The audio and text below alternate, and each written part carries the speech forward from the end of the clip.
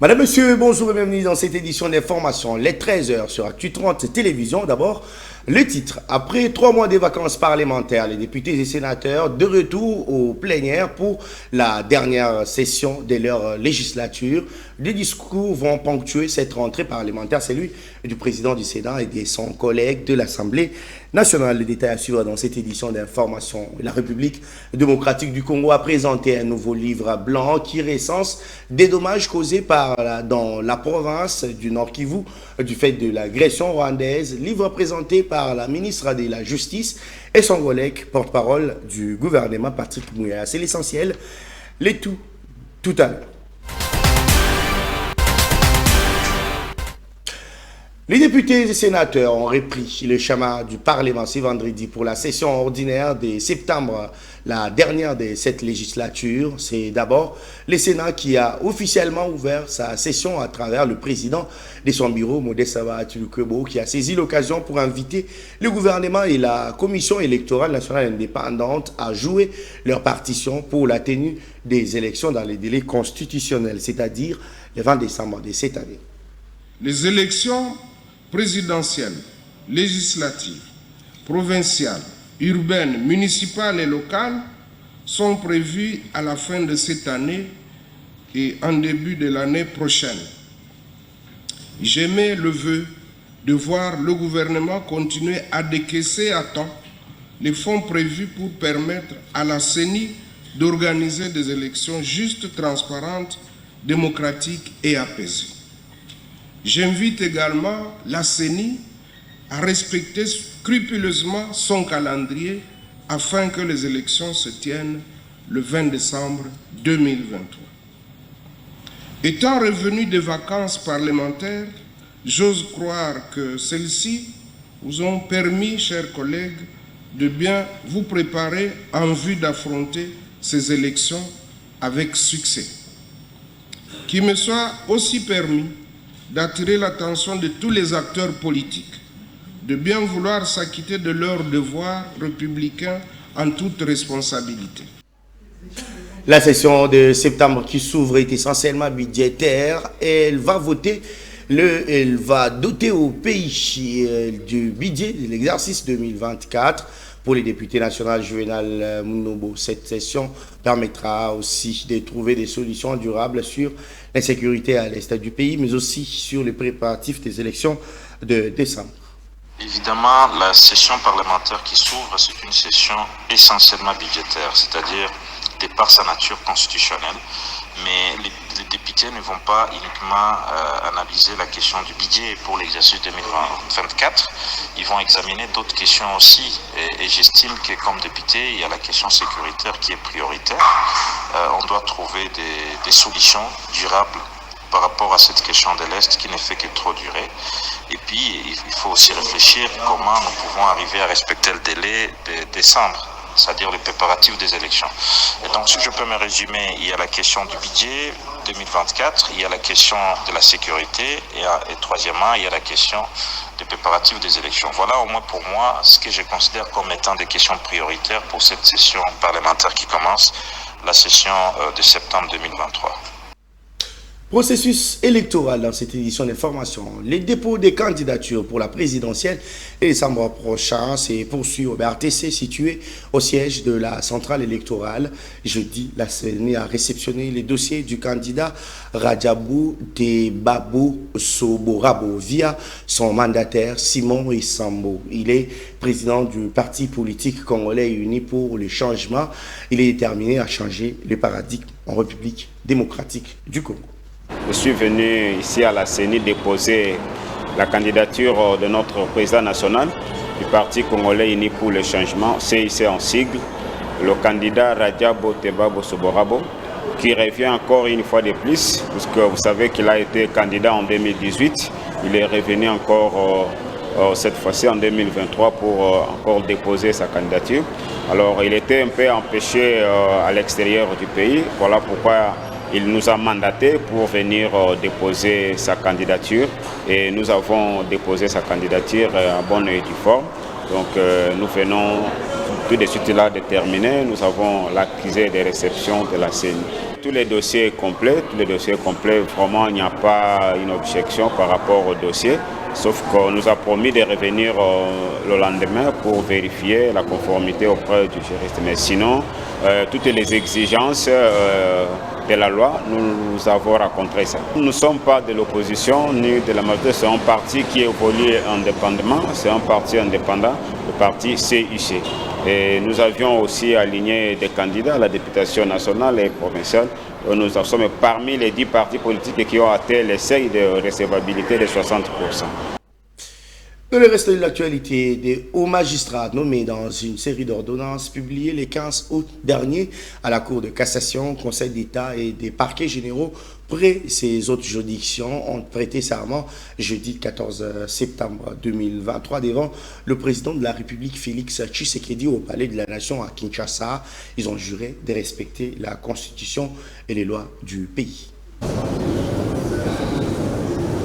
Ils sont au total 69, ces nouveaux hauts magistrats nommés par une série d'ordonnances présidentielles du 15 août dernier dans les instances judiciaires du pays telles que la Cour de cassation, les conseils d'État, mais aussi des parquets généraux. La cérémonie solennelle des prestations des serments s'est déroulée au Palais de la Nation à Kinshasa en présence du chef de l'État Félix-Antoine Tshisekedi, les premiers ministres Jean-Michel Samaloukonde, les présidents des 2 chambres du Parlement et quelques membres du gouvernement. Après la lecture des ordonnances portant nomination de ces hauts magistrats, place au moment M de la cérémonie, la prestation des serments de ces hauts magistrats qui ont juré devant les présidents de la République de respecter la Constitution et les lois de la RDC, de remplir loyalement et fidèlement avec honneur et dignité les fonctions qui leur sont confiées. Félix Tshisekedi en a pris acte. Et de remplir loyalement et fidèlement avec honneur et dignité les fonctions qui me sont confiées. Je prends acte de votre prestation de serment en qualité de président de la Cour de cassation. Mes très sincères félicitations. En tout cas, tout le monde s'attend à un changement radical. C'est le peuple tout entier qui attend une bonne justice. C'est tout le monde qui attend la bonne justice. D'autant plus que personne n'est à l'abri de l'arbitraire.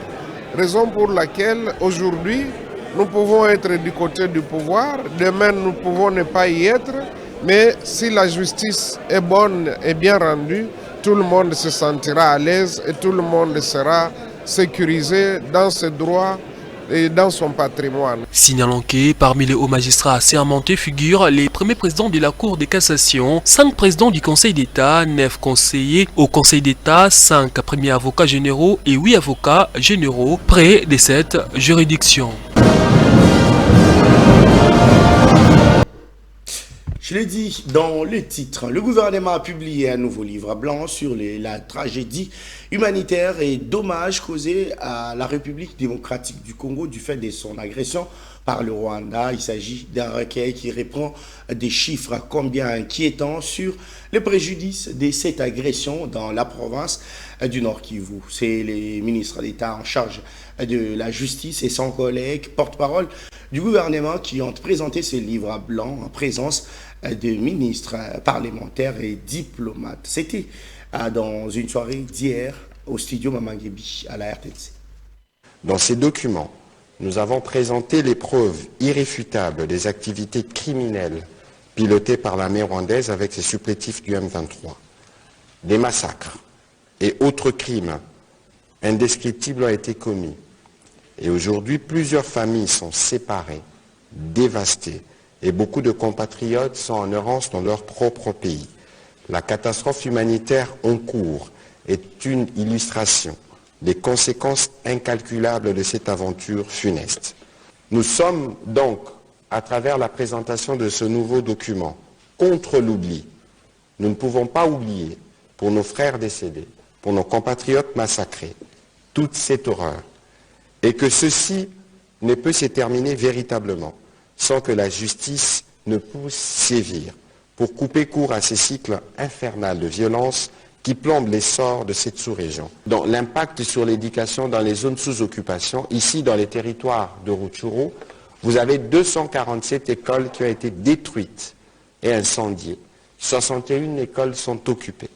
À Massissi, nous avons 244 écoles primaires désertées, 113 écoles secondaires désertées parce que les enfants sont des déplacés, ils ne peuvent pas aller à l'école et l'école, dans certains cas, les écoles servent à accueillir des populations déplacées.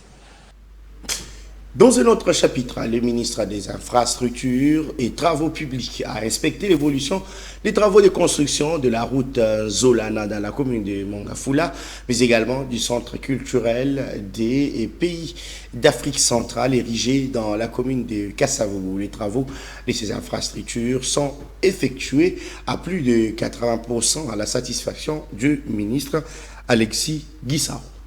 Le projet de construction de la route Nzolana qui relie les quartiers Pompage, Malueka, Kimbwala, Sangamamba, Bumba et Upen dans la commune de Ngelema donne déjà ses couleurs. Pratiquement une année après le lancement des travaux de cette voie, le ministre d'État en charge des ITP est descendu sur ce chantier qui rentre dans le cadre de la coopération sino-congolaise. Après l'inspection des travaux de la chaussée, des caniveaux et des collecteurs sur cette route longue de 8 km, Alexis Guissaro Mouvouni loue l'avancement des travaux.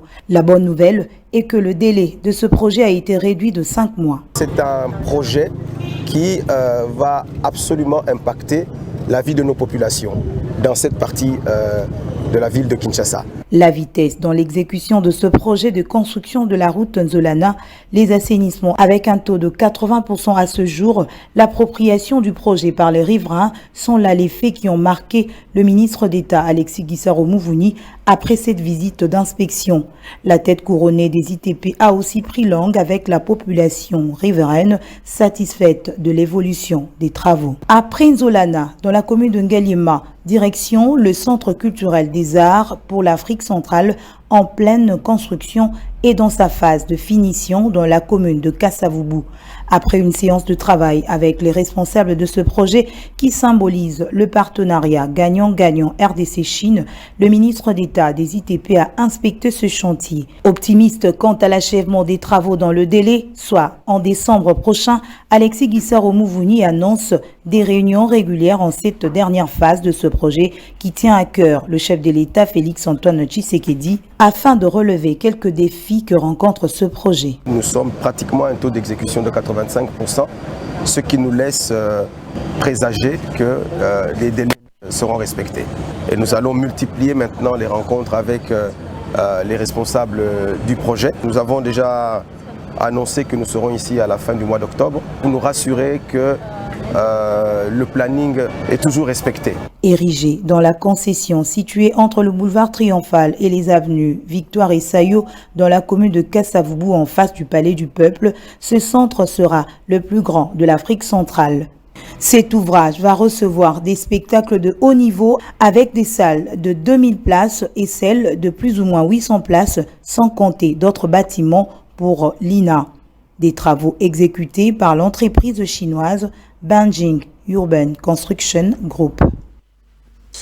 Tout à fait. Autre chose à présent, le président de l'ECD Engagement pour la citoyenneté et le développement, Martin Fayulu, dénonce la sévérité de la peine infligée à l'ancien premier vice-président de l'Assemblée nationale. Il s'agit de Jean-Marc Kabunda Kabound.